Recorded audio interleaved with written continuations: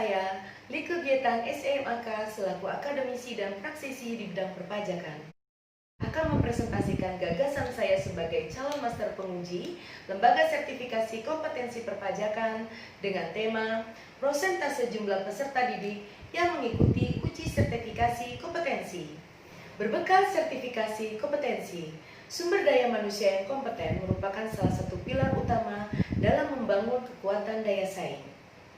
Mewujudkan sumber daya manusia yang kompeten dan berdaya saing di kancah internasional merupakan kunci memenangkan persaingan di era global. Guna mencapai sumber daya manusia yang kompeten, diperlukan produktivitas, efisiensi, dan sumber daya manusia yang berkualitas. Sumber daya manusia yang berkualitas dan kompeten dapat diwujudkan melalui standarisasi dan sertifikasi kompetensi. Sumber daya manusia yang ada dapat meningkatkan daya saing tenaga kerja yang pada akhirnya dapat meningkatkan pertumbuhan ekonomi Indonesia. Sertifikasi kompetensi bertujuan untuk meningkatkan civil effect atau pengaruh terhadap jabatan atau remunerasi. Dengan adanya pengakuan ASEAN terhadap KKNI pada tahun 2019, maka peserta lulusan tersertifikasi kompetensi saat ini dan kedepannya diharapkan menjadi sumber daya manusia yang kompeten dan profesional sehingga mampu bersaing di kancah internasional. Amanah sumber daya manusia yang bersertifikasi kompetensi. Menurut pasal 26 ayat 2 Undang-Undang Nomor 20 Tahun 2003 tentang Sistem Pendidikan Nasional yang menyebutkan bahwa pendidikan non-formal berfungsi mengembangkan potensi peserta didik dengan penekanan pada penguasaan pengetahuan dan keterampilan fungsional serta pengembangan sikap dan kepribadian profesional. Salah satu program pendidikan non-formal adalah kursus dan pelatihan yang diselenggarakan bagi masyarakat yang memerlukan bekal pengetahuan, keterampilan, kecakapan hidup, dan sikap untuk mengembangkan diri, mengembangkan profesi, bekerja, usaha mandiri, dan atau melanjutkan pendidikan yang lebih tinggi. Sebagai bentuk penjaminan mutu hasil kursus dan pelatihan, maka dilakukan uji kompetensi yang sesuai dengan standar kompetensi lulusan berbasis KKNI atau sesuai kebutuhan dunia kerja. Hasil pendidikan non-formal dapat dihargai setara dengan hasil pendidikan formal setelah melalui proses penilaian penyetaraan oleh lembaga yang ditunjuk oleh pemerintah pusat dan pemerintah daerah dengan mengacu kepada standar nasional pendidikan. Di bidang perpajakan, fenomena saat ini, kontribusi pajak terhadap APBN tahun 2019 adalah sebesar Rp1.545,3 triliun atau sebesar 78,95% dari total penerimaan APBN. Kendati tahun 2020 mengalami penurunan akibat pandemi COVID-19, pajak tetap menjadi andalan dan tulang punggung penerimaan negara. Tax ratio Indonesia tahun 2019 dirasa masih sangat rendah, yaitu hanya sebesar 10,73% saja dibandingkan dengan negara-negara yang tergabung dalam OECD.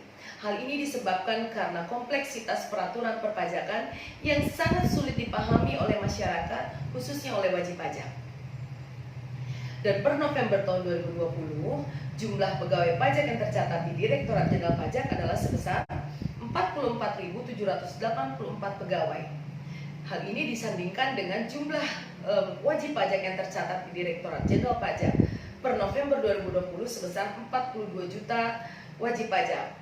Rasio perbandingan ini 1:937, di mana satu petugas pajak harus mendampingi 937 wajib pajak dalam kurun waktu 1 tahun. Potensi lapangan pekerjaan di bidang perpajakan mulai dari level teknisi hingga profesional, baik dunia usaha, dunia industri maupun pemerintahan, kian terbuka luas. Kinerja lembaga sertifikasi perpajakan saat ini, jumlah persentase peserta didik yang telah mengikuti uji kompetensi perpajakan hingga November 2020 telah lebih dari 1.200 peserta didik yang telah tersertifikasi kompetensi teknisi perpajakan, di mana lembaga sertifikasi perpajakan telah memiliki 9 TUK atau tempat uji kompetensi yang tersebar di berbagai daerah di Indonesia. Faktor yang mempengaruhi jumlah persentase peserta didik mengikuti uji kompetensi perpajakan yang pertama adalah link and match antara masyarakat umum berkeahlian di bidang perpajakan, kebutuhan dunia usaha, dunia industri, bidang perpajakan, lembaga kursus perpajakan, dan sekolah formal vokasi perpajakan. Semakin banyak masyarakat yang memiliki keahlian bidang perpajakan, baik secara otodidak maupun melalui output pendidikan formal atau non-formal, akan semakin banyak pula peluang TUK mendapatkan calon peserta uji kompetensi. Faktor kedua yang mempengaruhi jumlah persentase peserta didik uji kompetensi di bidang perpajakan adalah kinerja dan sosialisasi tempat uji kompetensi. Profesionalitas dan akuntabilitas kinerja tempat uji kompetensi yang diiringi dengan konsistensi dan agresivitas dalam mensosialisasikan program uji kompetensi, baik melalui program beasiswa pemerintah maupun reguler atau mandiri, dapat mempengaruhi peningkatan persentase peserta uji kompetensi. Dan faktor yang ketiga adalah sertifikasi kompetensi perpajakan yang without expiration. Keunggulan sertifikasi kompetensi perpajakan yang diselenggarakan oleh lembaga sertifikasi perpajakan di bawah naungan Direktorat Pendidikan Vokasi Kementerian Pendidikan dan Kebudayaan adalah tanpa masa daluarsa. Sertifikasi kompetensi perpajakan yang dimaksud adalah proses pemberian sertifikasi kompetensi yang dilakukan secara sistematik dan objektif melalui uji kompetensi sesuai dengan Standar Kompetensi Kerja Nasional Indonesia atau SKKNI sebagaimana ditetapkan dalam Kepmenaker RI nomor 347 tahun 2014 tentang penetapan SKKNI teknisi di bidang perpajakan. Selanjutnya adalah faktor keempat yang mempengaruhi jumlah persentase peserta didik untuk mengikuti uji kompetensi perpajakan. Faktor keempat yang mempengaruhi jumlah persentase peserta didik untuk mengikuti uji sertifikasi kompetensi perpajakan adalah minat peserta didik. Rendahnya minat peserta didik dalam mengikuti uji sertifikasi kompetensi disebabkan karena kurangnya pengetahuan akan manfaat sertifikasi kompetensi. Adapun manfaat sertifikasi kompetensi yang dapat dirasakan oleh para peserta didik adalah bekal formal diri atau label kompeten di bidang perpajakan yang dapat meningkatkan kemampuan atau kompetensinya dan kepercayaan dirinya serta daya saing untuk mendukung capaian jenjang kerja di bidang perpajakan yang lebih baik lagi. Di samping itu, manfaat bagi masyarakat, sertifikasi kompetensi dapat dijadikan jaminan kualitas pelayanan publik. Minat peserta didik yang masih rendah dapat disebabkan karena yang kedua, kemampuan calon peserta didik untuk membiayai uji kompetensi. Faktor terakhir yang kelima adalah pengakuan sertifikasi kompetensi. Sinergisitas pemerintah dengan dunia usaha dan dunia industri serta masyarakat untuk mengakui sertifikasi kompetensi perpajakan dalam bentuk rancangan kebijakan yang mengatur tentang kewajiban sistem rekrutmen calon tenaga kerja di bidang perpajakan yang tersertifikasi kompetensi. Gagasan saya dalam meningkatkan jumlah persentase peserta didik uji kompetensi di bidang perpajakan adalah kemudahan akses bagi peserta didik untuk mengikuti uji sertifikasi kompetensi.